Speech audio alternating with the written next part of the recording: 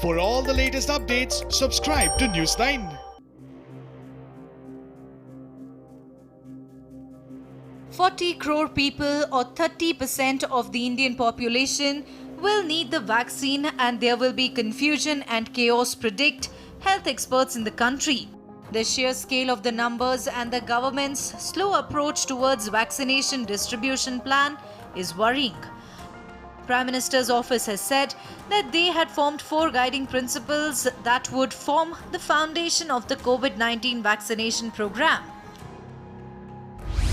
Identification and prioritization of vulnerable groups such as healthcare workers, non-medical frontline corona warriors, and vulnerable people among general population. Availability of vaccines without domicile conditions.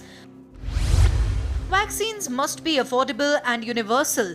Entire process from production to vaccination should be monitored and supported in real time with the use of technology. Several high-risk groups have already been zeroed in. 35 crore people having hypertension, diabetes and cancer, 12 crore people above 60 years, 22 lakh healthcare workers, 15 lakh police and paramilitary personnel.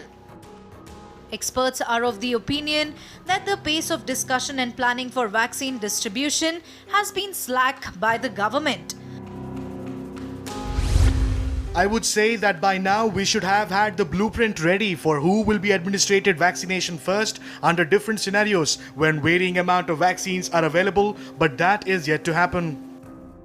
Virologists opine that 30% of the population will need the vaccine once it is available. That accounts to 40 crore people, which will make it difficult for the government to provide it all at once.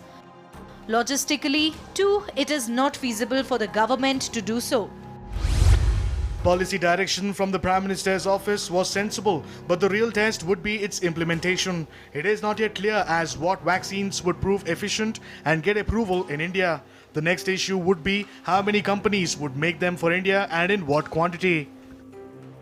As of now, early human trials of 2 vaccine candidates, Bharat Biotech and Zydus Cadila, are underway.